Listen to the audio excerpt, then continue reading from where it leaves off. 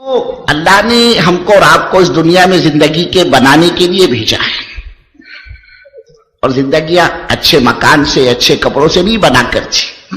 یہ کوئی اللہ کا ضابطہ اور قانون نہیں ہے کہ صاحب جس کا مکان اچھا ہوگا، جس کے کپڑے اچھے ہوں گے، جس کے کھانے عمدہ ہوں گے، اور جو بہترین سواریوں کا استعمال کرنے والا ہوگا، جس کے گھر کا فرنیچر شاندار ہوگا، کل قیامت میں اللہ اس اپنے بندے کو عزت کی کرسی پر بٹھائے گا.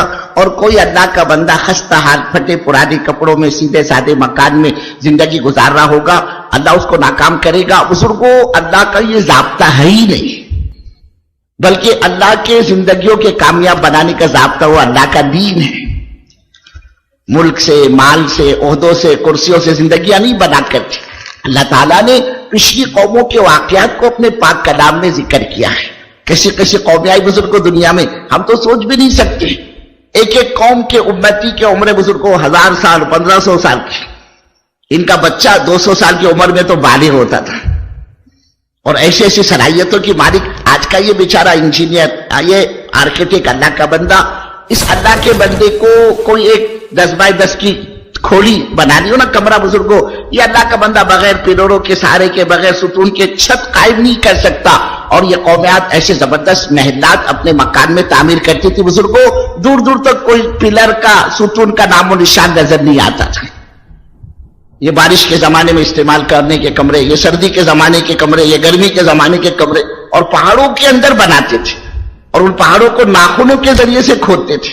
آپ اندازہ لگائیے، جب ان کے ناخنوں میں اتنی طاقت، تو ان کے پورے ہاتھ کے پنجوں میں کتنی طاقت ہوگی. پتھر پر فائٹ مار دے نا بزرگوں، بھوکا مار دے، گھسا مار دے، پتھر مٹی بن جاتا، ریزہ ریزہ ہو جاتا ہے.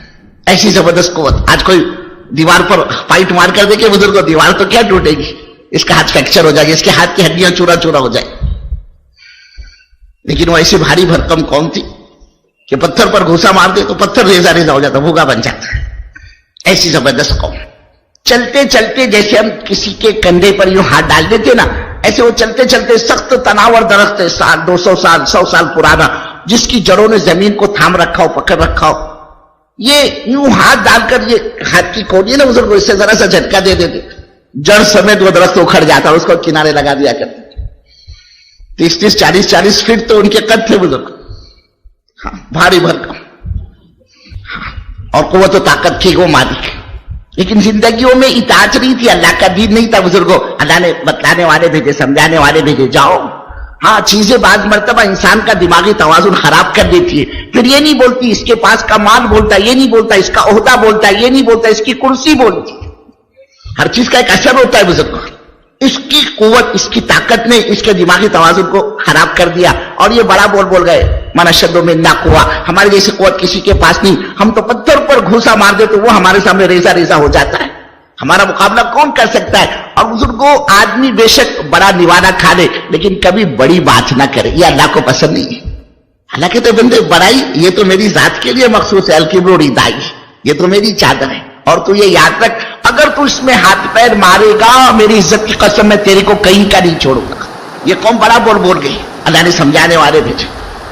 انہوں نے کہا، آپ ہم کو کیا ڈراتے ہیں؟ ہم نے تو ایسے محلات تعمیر کر رکھے کہ اللہ کی طرف سے پکڑ آوے، آندھی آوے، سیلاب آئے، طوفان آئے، ہم اپنے گھروں میں داخل ہو جائیں گے. پہاڑوں کو کون اکھیڑ سکتا ہے؟ پہاڑوں کی چوٹیوں تک کہیں پانی پہنچتا ہے؟ ہوا سے بھی کوئی اثر ہوتا ہے پہاڑوں کو؟ اور وہ اللہ ہے بزرگوں. ہر خیر کے اندر سے شر کو نکالنے والی ذات اللہ کی، اور ہر شر سے خیر کو نکالنے والی ذات اللہ کی ہے. نفع نقصان کا مالک تو اللہ ہے بزرگوں، بنانے بگاڑنے والی ذات تو اللہ کی ہے، اور اسی کے قبضے قدرت میں سب کچھ ہے. وہ یہ بات نہیں سمجھ سکے. سمجھانے والے آئے تو ان کی بات ان کو ہضم نہیں ہوئی. اب انبیاء علیہ السلام کے دنیا میں آنے کا مقصد ہی ہوا کرتا ہے قوم کو سمجھانا، ان کو اللہ کی معرفت کروانا، اللہ کی پہچان کرانا، ان کو اللہ سے جوڑنا. نبیوں کے آنے کا مقصد مخلوق کو خالق سے جوڑنے کی بات تھی. وقت کے نبی سمجھاتے رہے، لیکن ان کے بات سمجھ میں نہیں آئی. اب وہ اللہ ہے بزرگوں. اب جو پکڑ آئی ہے نا، نافرمانی کی بنا پر، غفلت کی بنا پر، بے دینی کی بنا پر، کہ اللہ کے دین کا مذاق اڑایا، نبی علیہ السلام کا مذاق اڑایا، اللہ نے پکڑ کے لیے ہاتھ بڑھایا.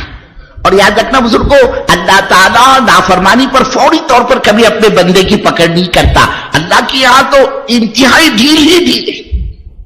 یہ تو جب بالکل آخر میں پاپ کا گھڑا جب بھر جاتا ہے، جب وہ چھڑکنے لگتا ہے نا بزرگوں، اب بالکل آخر اللہ تعالیٰ ساری حجت اور دلیلیں قائم کرنے کے بعد اب آخر میں اپنی پکڑ کا ہاتھ بڑھاتا ہے.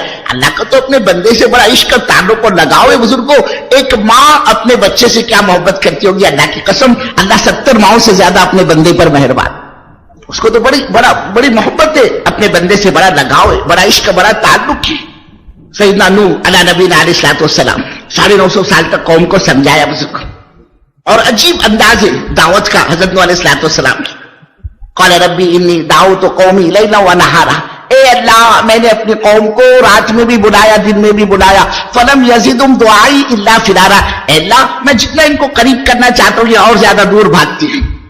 وَإِنِّي كُلَّمَا دَعَوْتُهُمْ لِتَغْفِرَ لَهُمْ جَعَلُوا أَصَابِعَهُمْ فِي آذَانِهِمْ وَاسْتَغْشَوْا ثِيَابَهُمْ وَأَصَرُّوا وَاسْتَكْبَرُوا اسْتِكْبَارًا ثُمَّ إِنِّي دَعَوْتُهُمْ جِهَارًا ثُمَّ إِنِّي أَعْلَنْتُ لَهُمْ وَأَسْرَرْتُ إِسْرَارًا. عجیب انداز ہے حضرت نوح علیہ السلام کی دعوت کا کہ اللہ ان کو تو رات دن میں بلا رہا, لیکن جتنا میں تیرے دین کی طرف ان کو بلاتا ہوں, تیری وحدانیت ان کو سمجھاتا ہوں, تیری بڑائی ان کو سمجھاتا ہوں, اللہ یہ تو میری بات کا مذاق اڑاتی ہے.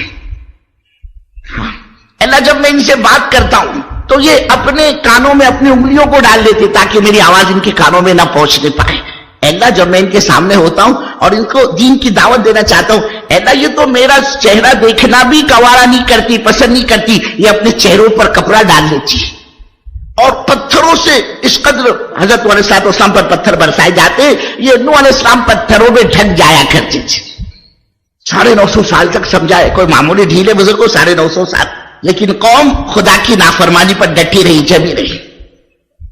اب جب دیکھا حضرت علیہ الصلوۃ والسلام نے کہ یہ تو باندھنے کو تیار نہیں, ہاتھ اٹھا کر بددعا کی قوم کے حق میں, ربی لا تذر علی الارض من الکافرین دیارا, اے اللہ ایک بھی بھٹکے ہوئے کو ظالم کو اب چھوڑ مت زمین پر.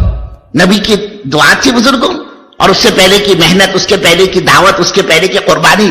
جب یہ کام کرنے والا قربانی کے ساتھ دعوت دے گا, اس کی قربانیوں پر یہ جو مانگے گا اللہ اس کی مراد کو پورا کرے گا, اس کی سنی جائے گی.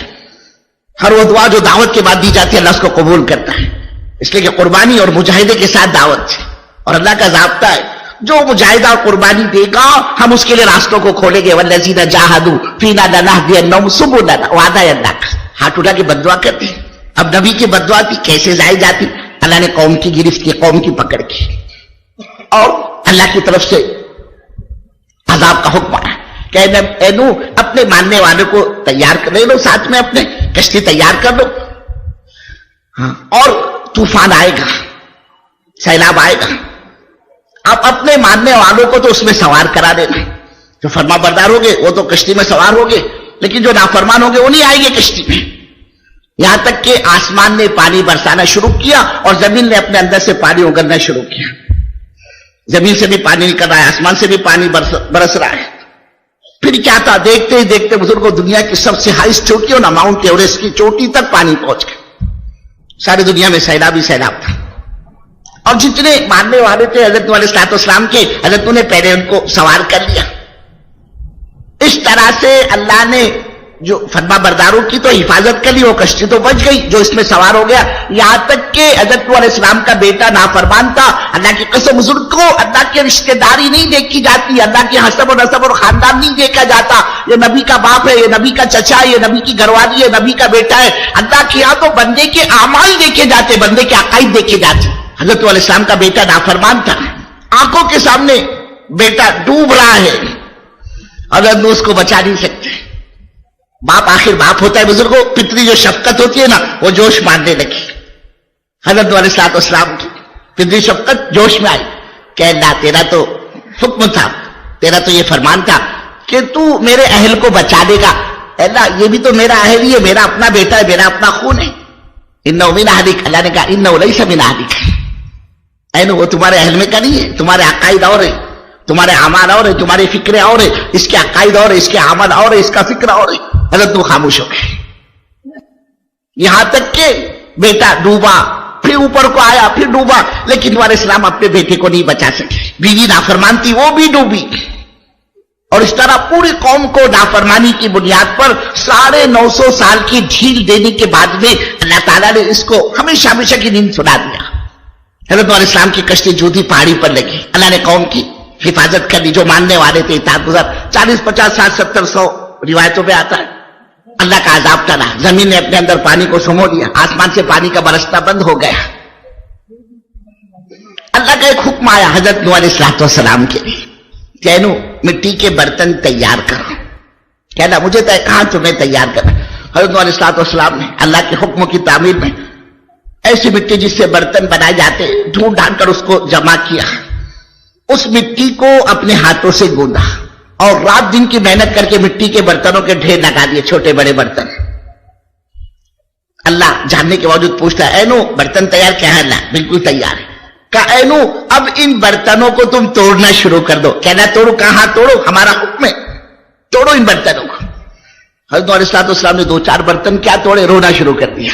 اب برتن توڑے جا رہے ہیں اور روئے جا رہے ہیں. اللہ باوجود جاننے کے دریافت کرتے, اے نوح کیوں رو رہے, کیا بات ہے رونے کی؟ کہنا بڑی محنت کے بعد یہ مٹی کے برتن وجود میں آئے تھے, بڑی محنت سے اس کو حاصل کیا, اس مٹی کو, اس کو اپنے ہاتھوں سے رات دن کی محنت کر کے گوندا اور بڑی محنت کے بعد یہ برتن تیار ہوئے تھے. اے اللہ ان برتنوں کے ٹوٹنے پر رونا آ رہا ہے, محنت لگی نا اس پر, رونا آ رہا ہے, یہ تو ایسے ہی ضائع جا رہے ہیں. اللہ جواب میں فرماتا ہے, اے نوح ارے تمہیں ان مٹی کے برتنوں کے ٹوٹنے پر رونا آ رہا ہے, اے نوح تمہاری زبان کی لاج رکھ کر تمہاری بددعا کی بنا پر ہم نے اپنے بے شمار بندوں کو موت کے گھاٹ اتارا ہے. کہ ہمارے بندوں کی تباہی اور بربادی پر ہم کو افسوس نہیں ہوتا؟ اللہ تو وہ قدردان ہے بزرگ, ضابطہ ہے اللہ کا. اللہ فوری طور پر پکڑ کا ہاتھ نہیں بڑھاتا, اللہ ڈھیل دیتا ہے. یہ اس قوم کو اللہ نے ڈھیل دی, 950 سال کی ڈھیل دی. یہ قوم عاد کو اللہ نے ڈھیل دی, جو پہاڑوں میں اپنے مکانات بنانے والے تھے. یہ پکڑ کیسی آئی کہ بہت بھاری بھرکم قوم ہے, اس لیے ان پر تو آسمان سے بڑے بڑے پتھر پہاڑوں کی مانند لڑکایا جائے اور ان کو دبا کر 2 پہاڑوں کے در کو بڑھائی جائے. ہم اس سے خود فرماتے ہیں ہمارے کنٹرول کی نہیں. اب جب ہوا چلیے نا یہ بھاری بھرکم پر جاتے تھے اور آپس میں زور میں یہ ٹکراتے تھے. ان کے بھیجے الگ, ان کے ہاتھ الگ, ان کی آنکھیں الگ, ان کے پیر الگ. دیکھتے ہی دیکھتے اللہ نے اس قوم کو ہمیشہ ہمیشہ کے لیے موت کے گھاٹ اتار دیا. یہ کب ہوا بزرگوں؟ جب غفلت انتہا کو پہنچ گئی.